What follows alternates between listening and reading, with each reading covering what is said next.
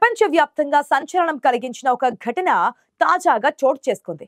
ఈ ఘటన ఏ దేశానికైనా వర్తిస్తుందో లేదో కానీ పక్కాగా అమెరికాకు మాత్రం ఆగ్రహం కలిగిస్తుందన్నది నిజం. వాస్తవానికి కొన్ని దేశాలకు ఒకదానికొకటి శత్రుత్వం లేదు, అలాగని మిత్రత్వం కూడా లేదు. కానీ ఎప్పుడూ మాట్లాడుకోని ఆ రెండు దేశాలు అకస్మాత్తుగా మాట్లాడుకుంటుంటే అది విచిత్రంగానే ఉంటుంది కదా. పెద్ద సంచలనం సృష్టిస్తున్న ఈ వార్తా సారాంశం ఏంటంటే, రష్యా ఇజ్రాయెల్ అధిపతులు ఫోన్ కాల్లో సంభాషించుకోవడం. ఫోన్ చేసుకుని మాట్లాడితే తప్పేంటి అనుకోవచ్చు. వారిలా మాట్లాడుకోవడం ఇదే తొలిసారి మాత్రం కాదు. గతంలోనూ పలు సందర్భాలలో మాట్లాడుకున్నారు. కానీ ఇప్పటి పరిస్థితి పూర్తిగా వేరు. అమెరికాకు పెట్టని భావించే ఇజ్రాయెల్ ఏకంగా అమెరికాకు శత్రువుగా భావించే రష్యాకు దగ్గరవడం అన్నది ఇక్కడ పాయింట్. అచ్చంగా అలాంటి సంఘటన ఇప్పుడు జరిగింది. నిజానికి ఇందులో విశేషం ఏమిటంటే, ఇజ్రాయెల్ అమెరికా శిబిరంలో ఉన్నట్లుగానే ప్రపంచం పరిగణిస్తోంది. అయితే రష్యాకు మాత్రం ఇజ్రాయెల్తో ఎటువంటి శత్రుత్వం లేదు. పైగా ఒకప్పుడు ఇజ్రాయెల్ను గుర్తించిన కొత్తలో రష్యా మొదటి వరుసలో ఉంది. అందుకే ఆ రెండు దేశాల మధ్య శత్రుత్వం లేకున్నా మిత్రత్వం కూడా లేదు. గాజా సంక్షోభం, ఇరాన్తో ఇజ్రాయెల్ యుద్ధం తర్వాత రెండు దేశాల మధ్య సంబంధాలు బాగానే దెబ్బతిన్నాయి. కానీ ఇప్పుడు రష్యా అధ్యక్షుడు వ్లాదిమిర్ పుతిన్, ఇజ్రాయెల్ ప్రధానమంత్రి బెంజమిన్ నెతన్యాహు మధ్య జరిగిన ఫోన్ కాల్ ఒక అరుదైన సంభాషణగా పరిగణిస్తున్నారు విశ్లేషకులు. ఈ ఇద్దరి నాయకుల మధ్య శనివారం జరిగిన ఫోన్ కాల్లో అరుదైన సంభాషణ చోటు చేసుకుంది. వారి సంభాషణలో ఆసియాలోని పరిస్థితి, ముఖ్యంగా గాజా స్ట్రిప్ గురించి వివరంగా చర్చించారు. ఇజ్రాయెల్ ప్రధానమంత్రి కార్యాలయం, క్రెమ్లిన్ ఈ సంభాషణను ధృవీకరించాయి. అమెరికా అధ్యక్షుడు డొనాల్డ్ ట్రంప్ మధ్యవర్తిత్వం వహించిన కాల్పుల విరమణ ఒప్పందం అమలు తీరు, అలాగే ఇజ్రాయెల్ బందీలు, పాలస్తీనా ఖైదీల మార్పిడి గురించి ఈ ఇద్దరు నాయకులు సుదీర్ఘంగా చర్చించారు. ఇరాన్ అణు కార్యక్రమం, సిరియాలో స్థిరత్వం వంటి అంశాలు కూడా వారి చర్చల సందర్భంగా ప్రస్తావనకు వచ్చాయి.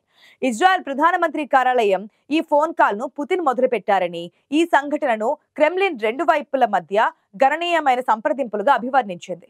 ఈ అంశంపై ఇద్దరు నాయకులు చర్చించడం ఇదే మొదటిసారి కాదు. గత నెలలో కూడా పుతిన్, నెతన్యాహు మధ్య గాజా, మధ్యప్రాచ్యంలోని పరిస్థితి గురించి చర్చలు జరిగాయి.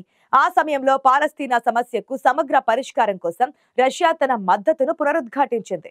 ఇరాన్, సిరియాకు సంబంధించిన విషయాలపై ఇద్దరు నాయకులు గతంలో ఒకరినొకరు సంప్రదించుకున్నారు. యుక్రెయిన్ యుద్ధంపై అమెరికా, రష్యా ఉద్రిక్తతలు సహా అనేక సున్నితమైన అంశాలపై నెతన్యాహు కార్యాలయం రష్యాతో దగ్గరగా పనిచేస్తుందని ఇజ్రాయెల్ మీడియా నివేదించినప్పుడు కూడా వారు మాట్లాడుకున్నారు. వాస్తవానికి ఈ సంభాషణ సమయం చాలా ముఖ్యమైనది. ఎందుకంటే ఇటీవల రష్యా ఐక్యరాజ్య సమితి భద్రతా మండలిలో గాజాపై తన సొంత తీర్మానాన్ని ప్రవేశపెట్టింది. విశ్లేషకులు దీనిని అమెరికా తీర్మానానికి సవాలుగా పేర్కొన్నారు. గాజా కోసం అంతర్జాతీయ స్థిరీకరణ దళానికి ప్రత్యామ్నాయాలను అభివృద్ధి చేయాలని రష్యా తీర్మానం ఐక్యరాజ్య సమితి ప్రధాన కార్యదర్శిని కోరింది. గాజాకు తాత్కాలిక పరిపాలనగా అమెరికా సూచిస్తున్న శాంతి మండలి గురించి ఇందులో ప్రస్తావించలేదు. సంఘర్షణకు శాశ్వత ముగింపు పలికేందుకు వీలు కల్పించే పరిష్కారాన్ని సృష్టించడంలో తన ప్రతిపాదన సహాయపడుతుందని రష్యా తెలిపింది. ఏది ఏమైనా ఈ ఇద్దరి నాయకుల మధ్య చర్చలను ప్రపంచ దేశాలు ఆసక్తిగా గమనిస్తున్నాయని విశ్లేషకులు చెబుతున్నారు. ప్రస్తుతం అమెరికా, రష్యాల మధ్య సంబంధాలు చెప్పుకోదగినంత మంచిగా అయితే లేవు.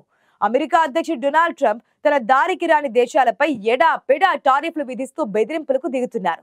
ఆయా దేశాల ఆర్థిక వ్యవస్థలను కించపరుస్తూ చేస్తున్న వ్యాఖ్యలు ఉద్రిక్తతలకు దారితీస్తున్నాయి.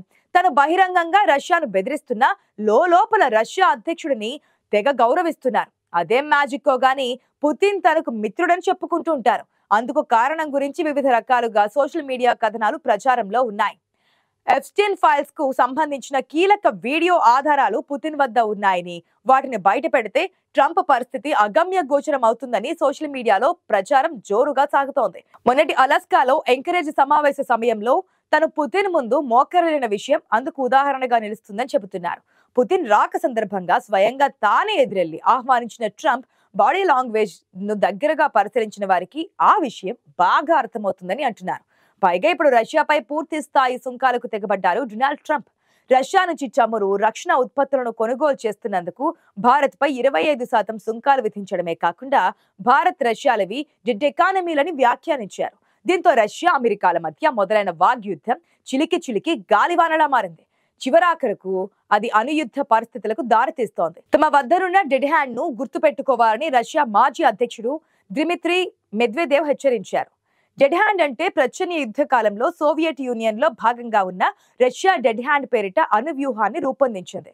ఎవరైనా రష్యా మీద దాడి చేస్తే తక్షణమే ప్రతీకార చర్యగా దాడి చేసిన దేశంపై అణుదాడి జరిగేలా ఈ వ్యూహాన్ని రూపొందించారు. ప్రత్యర్థి దాడి చేసినప్పుడు రష్యా నాయకత్వం అప్రమత్తంగా లేకపోయినా, తక్షణం స్పందించకపోయినా డెడ్ హ్యాండ్ వ్యవస్థ తనకు తానే అణుదాడికి పాల్పడుతుందన్నమాట.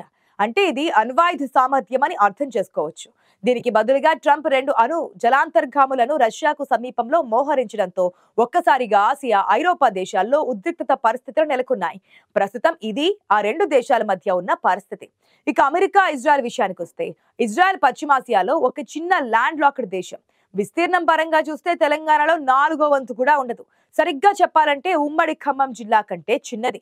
జనాభా అటు ఇటుగా 1 కోటికి సమానంగా ఉంటుందనుకోండి. ఇంత చిన్న దేశానికి అగ్రరాజ్యం అమెరికా అన్ని విధాలుగా అండగా ఉంటుంది.